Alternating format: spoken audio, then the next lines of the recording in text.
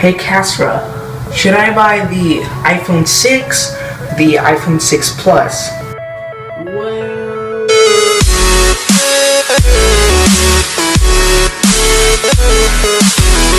alright guys, so the new iPhone 6 and 6 Plus have recently came out, and they look like this. And the biggest difference, the biggest noticeable difference is that the iPhone 6 has a 4.7-inch display and the 6 Plus has a 5.5-inch display.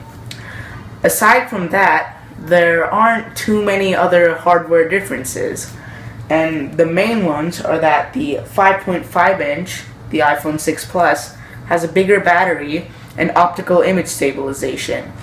But the rest of the features, such as the Retina HD display, iOS 8, Apple Pay, and things like that are all standard. So basically, another big difference is that the iPhone 6 has a 6.9 millimeter. It's 6.9 millimeters thin, and the 6 Plus is 7.1 millimeters thin.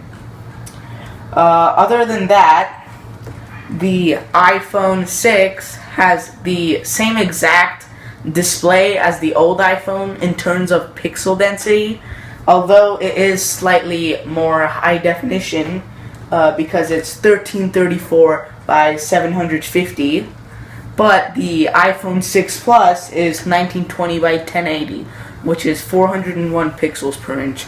So you can think of the display as, let's say, the display on the OnePlus One, which is also a 1080p 5.5-inch display. So, as I said, aside from all those little things, they are essentially the same. They have the same A8 chip and the M8 coprocessor with the 64-bit architecture. And they have the new features for taking photos and videos, such as time-lapse or the 240 frames per second slow motion video and 60 frames per second normal video with cinematic focus, which I personally like. And basically, the camera on both has a f2.0 aperture, and the pixels are 1.5 microns big. Also, it has a faster wireless. It has 802.11 AC for Wi-Fi, and it can reach up to 150 megabits per second on 4G LTE, and that is it's based on like which carrier you have around the world, and it also has the most LTE bands, more than any other phone.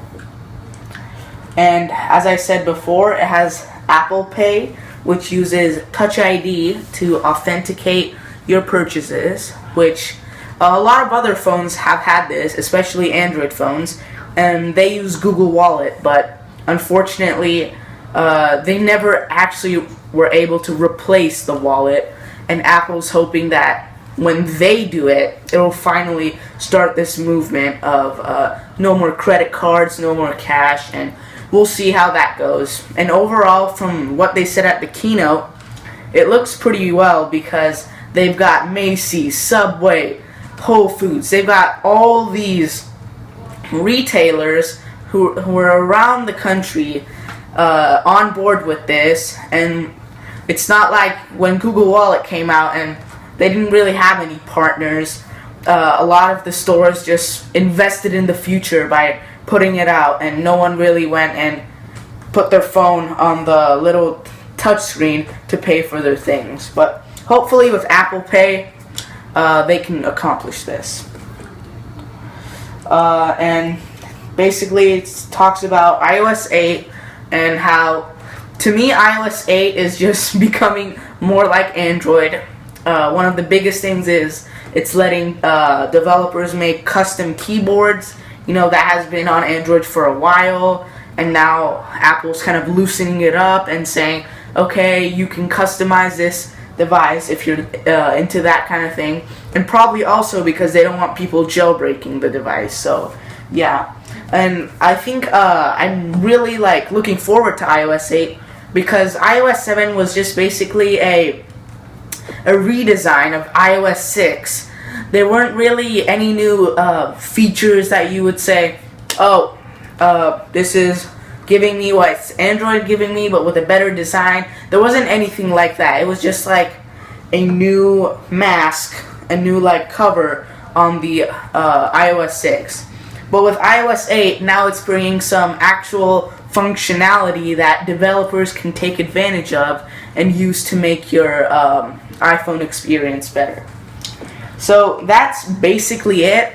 And if it were me, I would personally buy the iPhone 6 Plus because I really want that bigger battery, better display, and the optical image stabilization.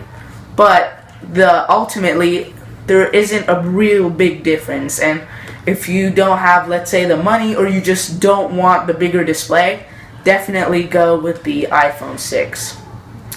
So thank you for watching this video, and make sure to like, comment, and subscribe, and also enter our $25 iTunes giveaway, which will end on September 30th.